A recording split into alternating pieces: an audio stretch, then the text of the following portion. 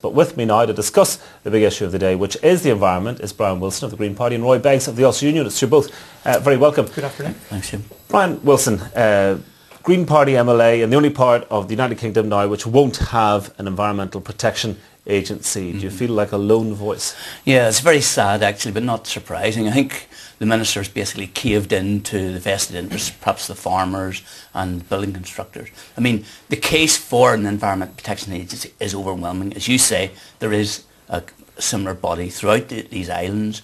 There's also supported by 5 assembly parties. It's all the non-government organisations in environment, all support it, but the Minister seems to have reneged.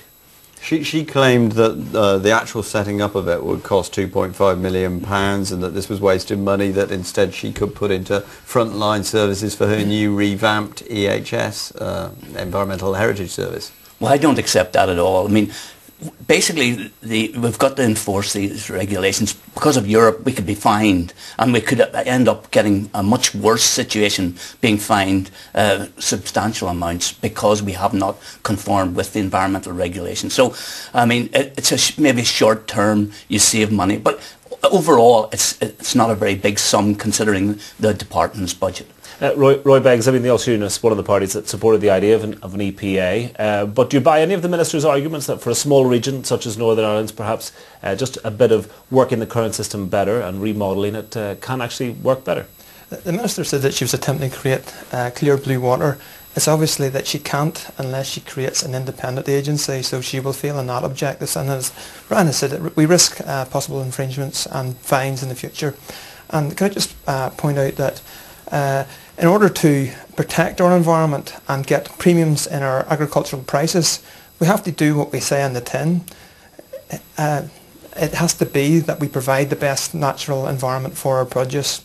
If we're using the slogan "it's in our nature," we should be providing backup to ensure that we are seen to provide the best possible environment for our produce. And yet, though, the Ulster Farmers Union have been opposed to an EPA, and they should know something about what their members want. Obviously, everyone is concerned whenever there's change in any area of life, and no doubt they are concerned of what that change could bring. But I think to keep things as they are, you'll find that the Ulster Farmers Union members are not very complimentary of what we do have at the present.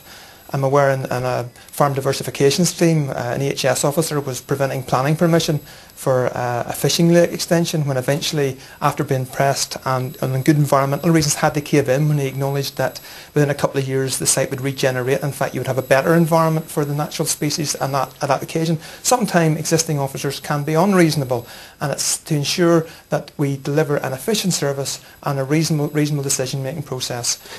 Well, I mean, the Minister said, Brian Wilson, that she'll review this in 2011. Is the issue gone and dead until then? Absolutely not. I mean, we're already proposing that further action be taken, but I've been inundated today by all the various environmental groups. I mean, they are not going to give up on this decision. The Minister has caved in, but it still has to be legislation, or we will be looking for legislation. There is a massive majority of the MLAs who do support this, and I think we can actually put more and more pressure on the Minister to change her mind. Roy Beggs? I think the Minister's Regulatory Board, there's no environmental voice there. It's purely the business sector. I mean, there has to be balance to all of this. And in terms of savings you talked about earlier, local government is transferring more powers, is being transferred to local government, planning, etc. If they actually transfer EHS as well to an independent body, you can save the money from a whole department. Okay, well, it's clear there is more to look at, and no doubt you'll be keeping on top of the Minister on this one, so thank you both for joining us today.